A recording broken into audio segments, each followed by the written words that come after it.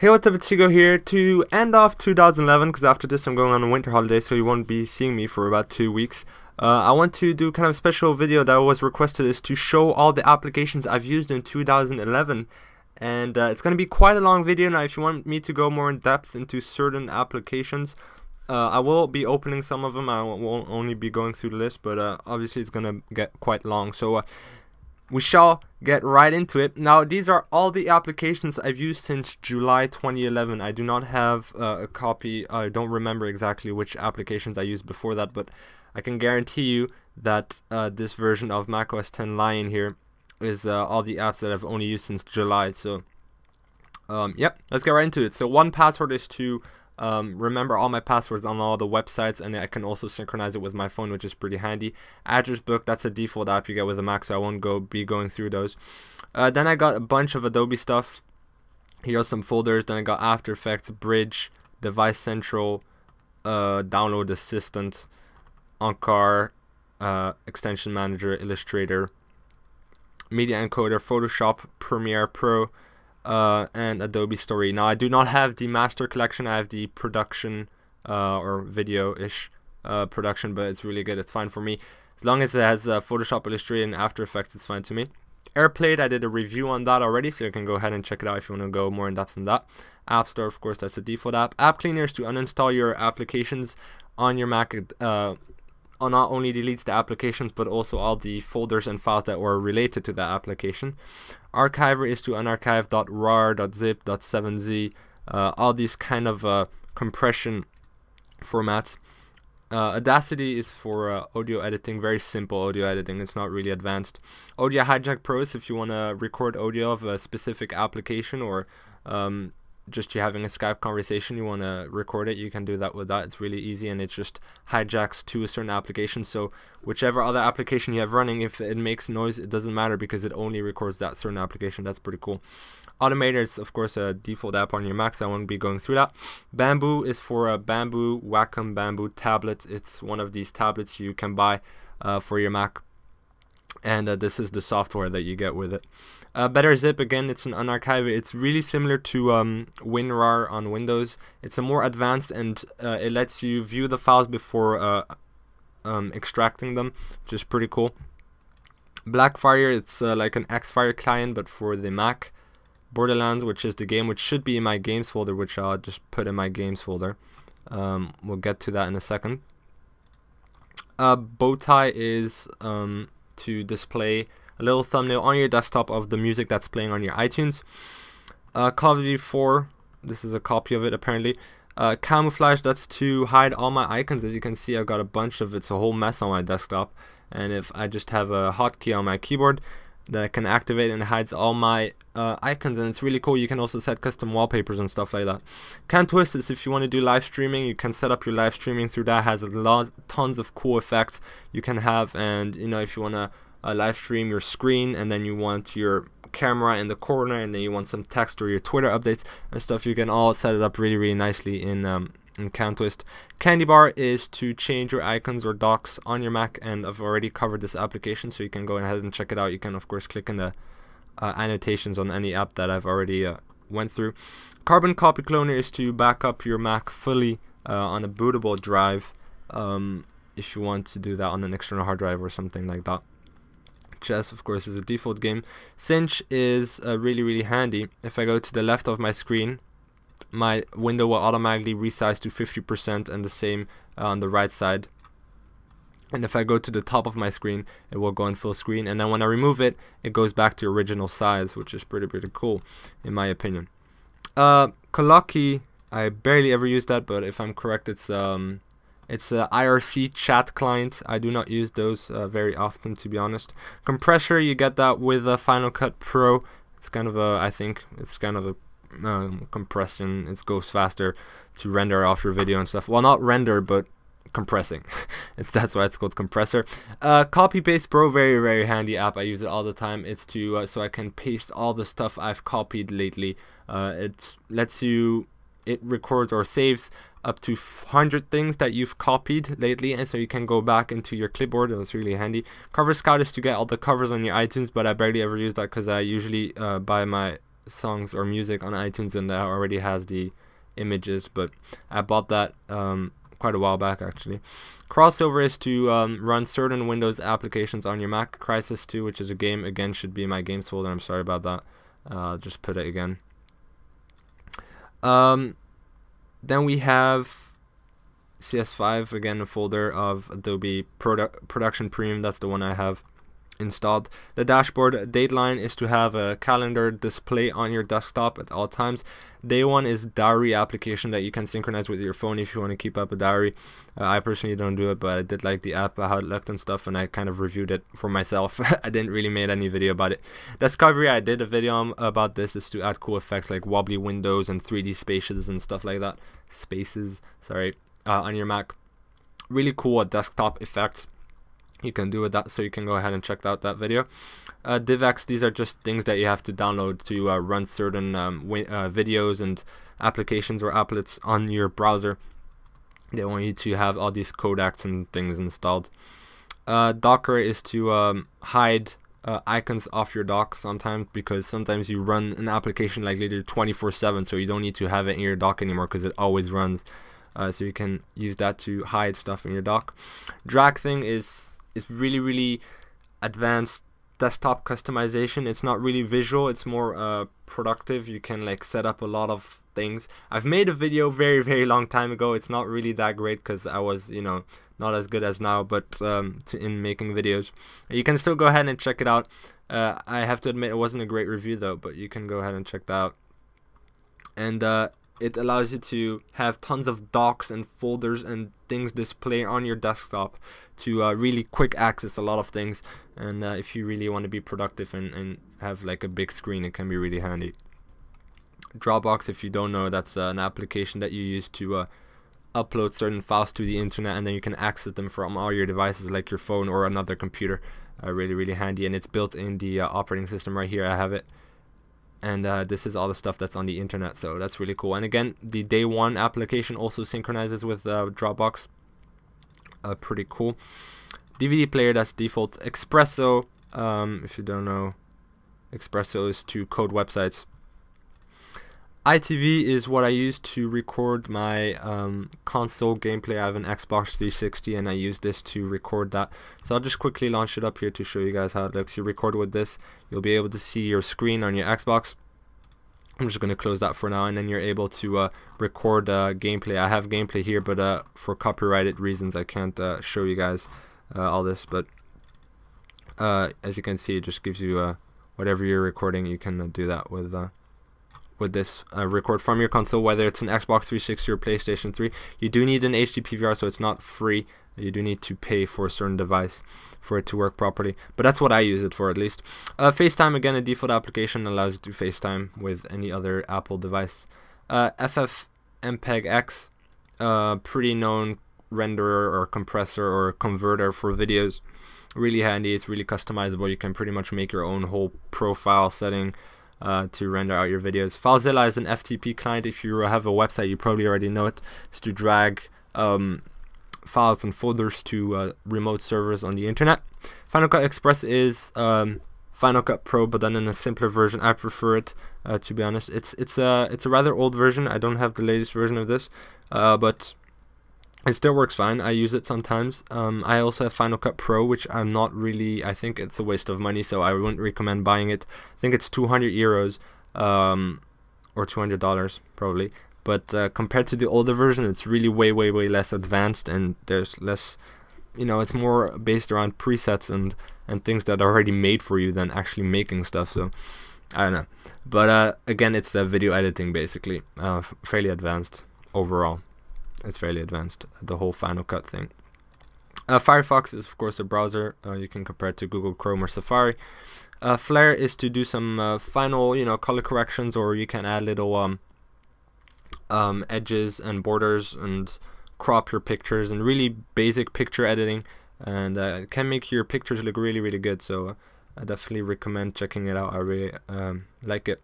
It's really simple to use. Fontbook, of course, is where I have all my fonts. My games folder is where I have all my games, and I have it here. I'll quickly go over them. I'm sorry I don't play games that much on my Mac because I have an Xbox 360, so I don't really need to, you know, spend hours playing games on my Mac.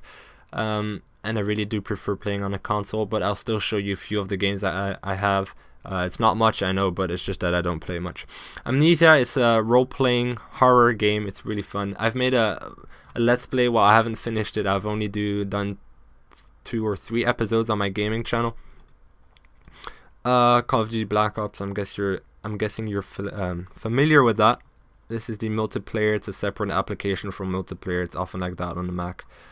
Borderlands, which is a very good role-playing game shooter.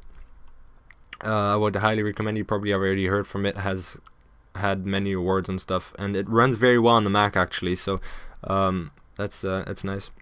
Call of Duty World at War also runs well on the Mac. Of course, Call of Duty again. I'm guessing you're familiar with that. Call of Duty 4. That's my personal favorite Call of Duty game ever. I do think it's better than Modern Warfare 3 or any other Call of Duty out there, and especially on computer, not only on Mac but also on PC. You can customize a lot of things in this game. And of course it's a first-person shooter game. Some question, it might sound really stupid, but you get this really often. Can people on a Mac that have Call of Duty play with people that have Call of Duty on a PC or a Windows computer? Yes, you can, of course. You can play with people that have Windows, even though you're playing it on the Mac. Cogs or Soj. I know this is a very special way to pronounce it, but I don't know how to pronounce it. It's a really cool 3-dimensional puzzle game, and the music is pretty good as well. And yeah, it's quite fun. Crysis 2, you've probably already heard of it as well. It's a first-person shooter, kind of modern, futuristic. You have this really advanced technology suit on, and you're like tons of cool powers. I wouldn't say superpowers, but you know, some really cool powers. Edge, another 3-dimensional puzzle game. It's not close to the same as COD or however you pronounce that, but it's with a cube, and you pretty much go through maps or 3-dimensional maps. It's very, very simple. Has very, very good music though, and I'll just quickly show you where I left off. I guess this is your cube, and then you pretty much with your arrow keys you complete puzzles like this. Now this is not the best example because it might seem boring, but it's actually because this is already fairly far in the game, it's actually quite a good game. So really cool puzzles and stuff like that. So yeah, Modern Combat Domination, sorry. I wouldn't recommend getting it because very little people still play it, but it used to be played more. It's free to play, a first-person shooter, Counter-Strike-ish, wannabe cartoon version of it at least, and it's from Gameloft. Skyrim, which is Elder Scrolls V Skyrim, very popular game at the moment. Good role-playing game, definitely one of the best role-playing games out there. And you know, if you're a fan of that, you can go ahead and play it. It's more medieval style. It's not modern at all, but it's not medieval, but fantastic or fantasy. I think that's it. It's not realistic, that's for sure. Super Meat Boy, very cool, fun game. I'm pretty sure most of you know it. It's like you stick to walls and you can jump from wall to wall, and you kind of have puzzles, but you got to be really fast and stuff. And it's very energetic, and some cool music as well. Uber Strike, also free to play first-person shooter. Again, I wouldn't recommend to get this because people do still play it, but it's just overall a pretty bad game. So yeah, VVVVV. I think it's 4 times or 6 times V. Sorry. Again, it's also kind of a puzzle game, very Reacher style. It's quite fun to play, and I don't know. Oh, this starts a new game. I don't think I have my things saved on here, but it's very cool, cool music and stuff like that. And you go through different rooms where you gotta go through like things that are shooting at you and stuff. So pretty cool. You can watch some videos on YouTube on that. There's a lot of them, I know. GarageBand, part of iLife, again the default application. Google Chrome, that's my main browser most of the time. I do use Safari sometimes because not always every website works. Very old websites sometimes don't work properly on Google Chrome, so I use Safari for that. Hype, which is an application that you can get on the Mac App Store that allows you to make HTML5 websites really quickly, and I can quickly show you guys. It's a very simple way of making websites, and you don't need to do the whole coding part of it. You don't need to do that. So here's a quick example of what I made. right here, so you can make quick pages. So for example here, welcome to Hugo's HTML5 experiment page, and then you can have buttons and stuff, and going to other pages, and you can preview it in the browser, for example, and it works fine on Google Chrome. So that's kind of the stuff you can do with it. It has, of course, way more features. You can add images, add tons of other elements, and cool stuff like that, but it's mainly to make easy HTML5 websites. iCal calendar application default. iChat, again, no, I don't think anybody uses that still. It's so old, and like it only works on Macs. So yeah, FaceTime is pretty much taken over iChat, and if you even use FaceTime, or otherwise it's probably Skype or MSN, maybe, I don't know, people might use that. iDVD, of course, the default DVD playing app. iFlix is to manage all my movies. It automatically gets all the thumbnails and informations for you, all the cast that is in it, and it automatically gets the summary. You just need to give you the folder where you have all your movies stored, and it will automatically get everything from the internet for you. Really, really handy to nicely display all your music on your computer. iFreeMem is to free RAM on your Mac. Now this is the trial version. I don't use it anymore because the trial is over, so that's it. iHacks Games is a really simple application to hack certain Flash games and stuff, but it doesn't only allow you to hack Flash games. You can just change any value in a Flash applet. That might sound pretty advanced, but you can change certain values in a game. For example, you're playing a Flash game on the internet and you want to have like tons of money, you can change the amount of it with this. Trust me, most of the games that are like multiplayer won't work because they have security for this kind of stuff, so it's very, very simple. Only works with certain games. Image capture, that's also default app on your Mac. iMovie, yeah, that's default part of iLife to edit your movies or recordings. iPhoto, again, for your photos. iStudies Pro allows you to organize your whole study, academy, lessons, college, school, whatever. You can add your teachers, your lessons, your homework, your assignments, your exams, your holidays, and you can all synchronize that with your Mac and your phone. You can like it's very, very nice to organize it. Now, I'm not gonna show you all the information I have in here because for privacy reasons, but I can just quickly show you guys how it looks like. So you have the the date here, and you can have all your assignments and classes, and you can add tons of stuff. So it's really, really cool, and you can synchronize that all with your device, and it looks really nice as well. iTunes, you probably know that. iWeb is to design very, very simple websites, also default application. iWork 09, I do have the 09 version. I think there's a newer version probably by now. It's fairly old, but has pages. Well, I can quickly show you. Pages, Keynote, and Numbers. That was kind of out of order, but Keynote is the PowerPoint for a Mac, Numbers is the Excel for a Mac, and Pages is kind of the Word. But Keynote is very, very good, especially way better than PowerPoint in my opinion. JDownloader is if you download a lot of file hosting, for example Mega Upload, Rapidshare, stuff like that. If you have tons of links, like 20 or something, you just put them in JDownloader and it will just slowly download them for you, but you don't need to keep on clicking and stay at your computer, so that's pretty handy. Cubic, it's a map editing tool for Minecraft, which is a role-playing game that you can play on, a lot of people play it. Launchpad, of course, you know it. That's the default application for macOS 10 Lion, so if you do not have Lion, you won't have that. Little Snitch is a firewall application. It allows you to control all the connection that all the people that try to connect to your computer, or all the computers you're trying to connect to, and tells you, do you want to allow this, do you want to allow it just for now or forever, what exactly do you want to allow for a connection. So very, very, very good firewall application. Livestream Procaster is for livestream.com. If you want to live stream on livestream.com, which is a website, you need this application. Well, you don't have to, but it's recommended, and you can manage all your stuff, and has some cool effects in it as well. LiveType, I never use it. I got it with Final Cut Express. You get it with it. I think it's for free because I don't remember paying for this. But I do know I have used it like 3 years ago. It allows you to have do animations, very, very simple, but especially based on typography and stuff like that. Lux Builder, PL, that's part of my After Effects. It's I think from Magic Bullet looks, I think.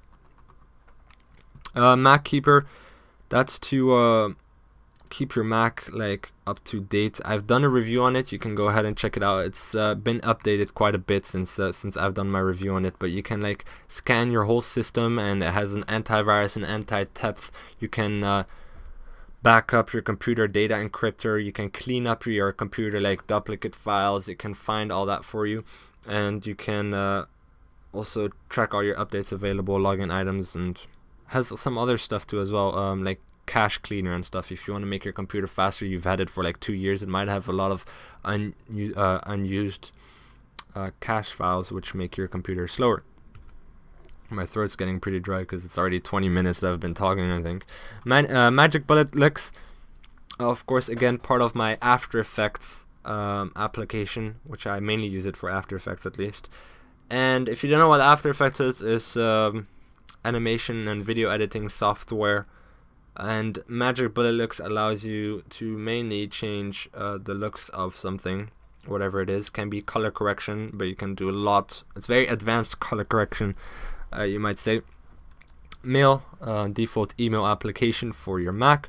Mac's on that Cinema 4D. I got the 11.5, which is a pretty old version, but I haven't bought any more recent versions. But I know there's 13, I think, by now. Even 14, I don't know. I don't keep up with that, but it's a very good Cinema 4D. Sorry, I forgot to mention, is an application where you can have it's a 3D modeling application, and you can also make 3D anything pretty much. If you want to have 3D intros, a lot of people have those on YouTube. 3-dimensional intros with letters in like 3 dimensions and stuff. It's really cool, and I can put you a little example of what I made probably on the screen right now. This I got it twice for some reason.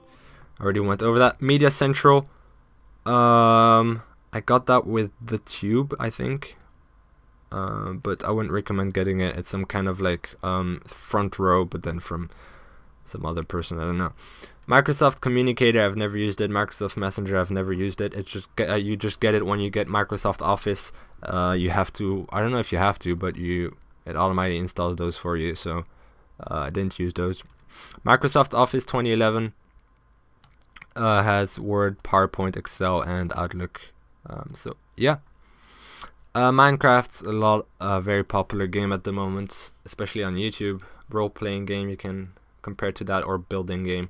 I've got a gaming channel if you want to go ahead and check it out, and I have tons of Let's Plays on Minecraft on that one. Also other games like Assassin's Creed and Modern Warfare 3, Modern Warfare 2 commentaries and stuff like that. That's all on my gaming channel. Mission Control, again a default application, part of macOS 10 Lion. Mobile mouse server, now I've been using this application, mobile mouse, since many years on my phone, and I think it's a very, very cool application. I can just go ahead and go on my bed, watch a movie, and then once I'm finished with my movie, I can go on my phone and literally control my whole computer from my bed. And especially is handy when you finish watching a movie, for example, when you're too lazy to get out of bed. Obviously, you can just close everything and go ahead and close your whole computer, but you can literally access everything, like all the applications in your dock show up, and you can control your mouse and stuff like that. It's very cool, and I think it's only 99 cents or something. It might have gone more expensive now, but it used to be 99 cents, I think.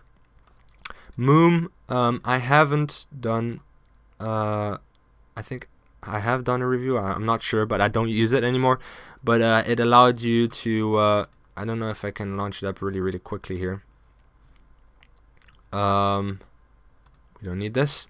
It allows you, oh, that's what I thought. Oh yeah, it does work. Okay, here, when you click on the plus button, it allows you to like make 50% and stuff like that. It's more advanced than Cinch that I just showed you, but it's kind of the same idea.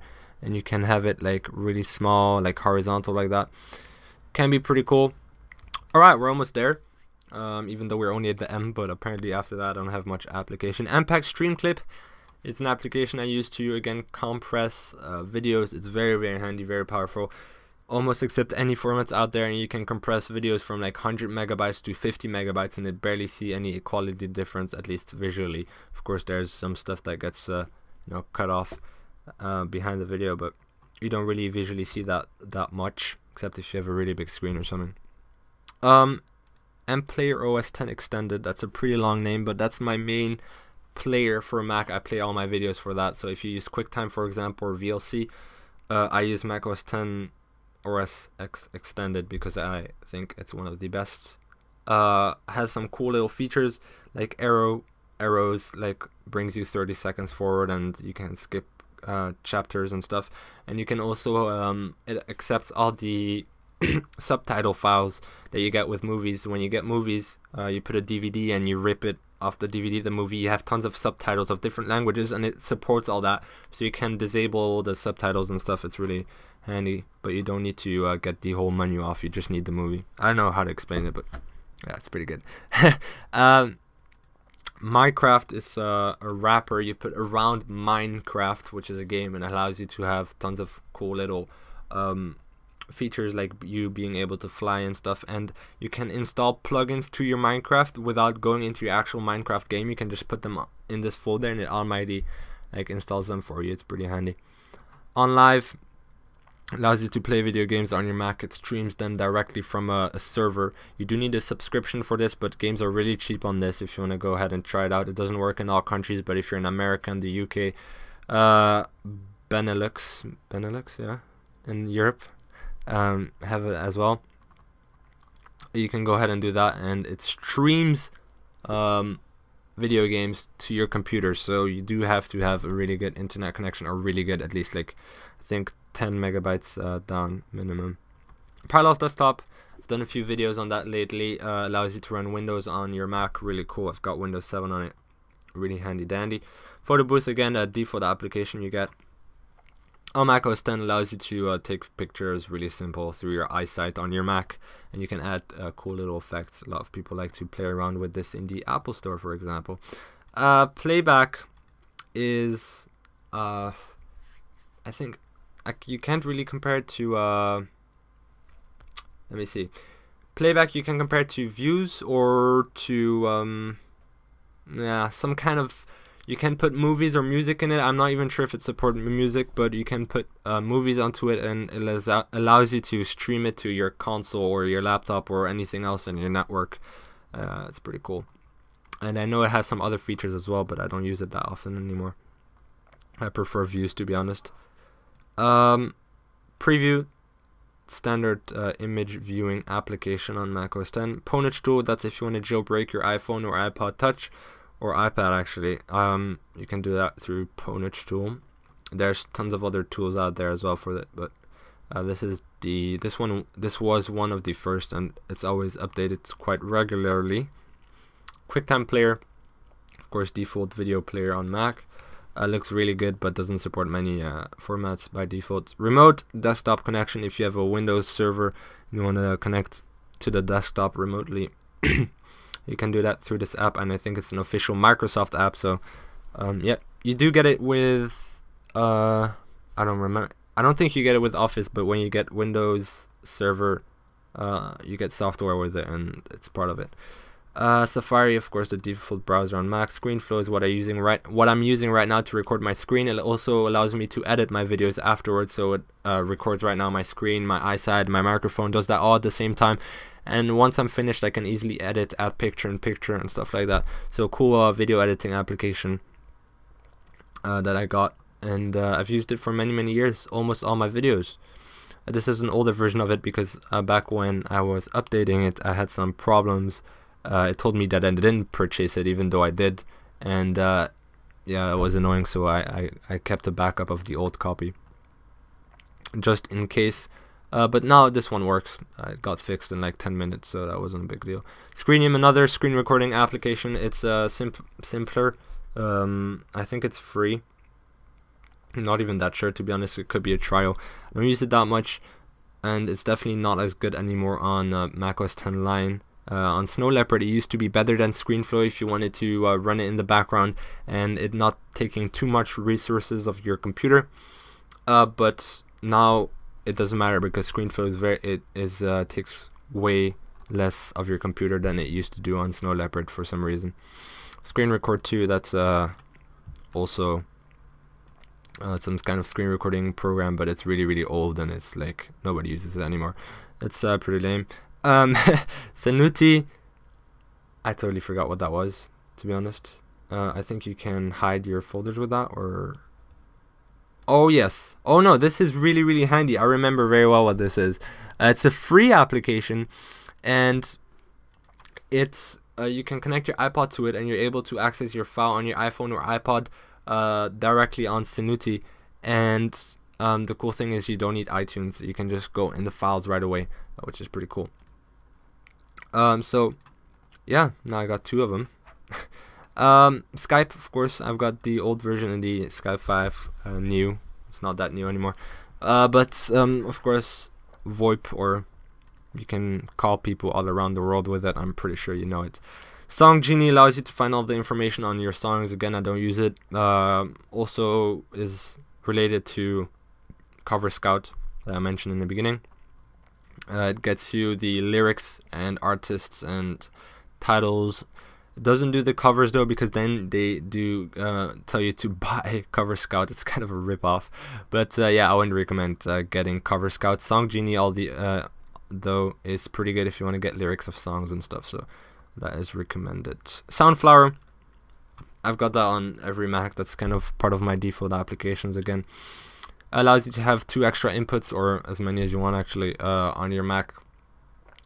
Audio inputs. Now it's hard to explain what it exactly does, but let me explain. For example, if you want to play a video in your Skype conversation, but you don't want to hear it, you want the audio to go straight from the video to the Skype conversation for better quality, you can make that sound go to Soundflower, and then the input on Skype you put it to Soundflower, and it's like, you know, it's kind of an extra virtual microphone, to put it really simply, but it's hard to explain for me. Sparrow, that's a pretty cool, good looking mill application. I'm not going to open it for privacy reasons, but privacy, sorry, not piracy. And it's very simple looking. It kind of remembers me of the Twitter applications. You can have you can synchronize all your accounts to it, all your Gmail accounts or whatever other email you use, and it does support labels from Gmail and stuff like that. So it's pretty cool. Steam, which is the Steam on Mac, which is for the gaming. It's kind of a marketplace for gaming, I guess, and also a whole community, and you can connect with your friends and stuff. Stickies, again, the default reminder app on your Mac. I think they're gonna change that to reminders soon, if I'm correct. SyncMate, I've done a review on that, so you can go ahead and check it out. It allows you to synchronize like hard drives or accounts on the internet, or your phone with your computer, or hard drive, your PlayStation Portable, your iPod, whatever, that kind of stuff. Just allows you to sync everything and everything to everything. So yeah, has tons of options, and again, you can check out my review on that. System preferences, of course, the preferences of your computer. Teamviewer allows you to give remote support to people. You can see their desktop on yours and kind of control their computer from your computer. Really handy if you're trying to explain something to somebody that they don't understand. You can just do it for them. Terraria is kind of a 2-dimensional Minecraft-ish game. You build stuff and you kill mobs and stuff. Textedit, I don't ever use that, to be honest, but it's the default application that comes in your Mac to edit text. TextMate, I use that all the time. I got it open here, probably. It's always open to me. It has a lot of preferences in it. It's pretty expensive. It's like, I think it's $60. I think, to be honest, it's totally overpriced, but that's up to them. If you have an old version, if you bought it like 2 years ago, it was only like $10. So yeah, then you were lucky, I guess. I still have a really old version, but I don't mind. It works just fine. And customize a lot of things, and allows you to have tons of different formats of text. So also, if you're coding a lot, websites and stuff can be really handy. You can make your own like templates. For example, when I'm doing the look of the week, I have the look of the week template, which automatically gives me walls and stuff. And when I have for example, here I take this or whatever, I have a wallpaper here, I just simply copy the link, and then I can record like certain progresses or macros, and then you just need to do Shift Command M, and it does it for you, and then automatically puts name here that I can just replace myself, and then enters, and then puts the link I just copied. So it kind of automates or does your job for you. It's pretty cool. It's quite good for productivity, I guess. So really cool text editing app, very advanced, and you can do tons of stuff with it. So I use that all the time. That's why I don't use Textedit that much, because I just always use TextMate. Again, a pretty old version, because I think the new version is just overpriced. The Tube, I do not actually have this application anymore. I bought it, I purchased it, but then I got a refund on it because it was totally not what I was expecting from it. So I contacted them, but it allows you to watch TV on your Mac, although you do need to have a little receiver that you plug in your Mac. So if you like watching TV on your Mac, you can do that, but I never do that. Theme Park, I don't think it works online yet, but it allows you to theme everything on your Mac, like these little buttons here, and customize kind of everything, and to make it look totally different and create themes and stuff. So visual customization, I guess. Time Machine is the default application on your Mac to back up stuff. Has a cool little interface. Total Finder, I use that all the time. It's kind of a Finder plugin and allows you to have tabs like this on your Finder, and you can, like, if you double click right here, they connect, and then you have one side you have that folder and one side you have that folder. Pretty cool to you know, drag a lot of things if you like doing that. Transmission is my torrent client, very simple, very minimalistic, still pretty advanced. It's better than uTorrent in my opinion, and it's not as demanding as Views, which I used to use before. Twitter is my Twitter application. Utilities is just the standard utilities you get with macOS 10. Ventrilo is again if you want to communicate with people, kind of like Skype, except it's on a server, so you can connect at any time, and tons of people, as much people actually can connect to it. Although you do have to pay to get a server, and you pay per slot, which is called, so per person. So if you get a 50 slot server, for example, it might cost you about 10 euros a month. You can have 50 people connected to it at the same time, and you can also create like special chat rooms for certain groups of people and stuff.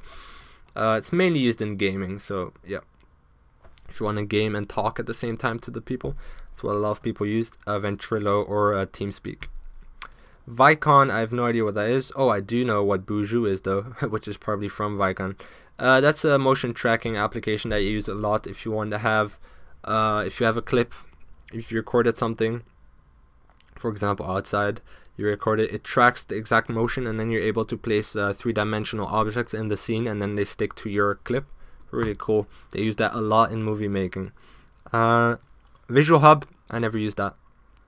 I do know it's some kind of video compression conversion app, so I never use it. VLC is a backup if my default player doesn't work, but it does allow some weird formats sometimes to be played. .cue, for example, is not usually playable by most players, but I think VLC does support it.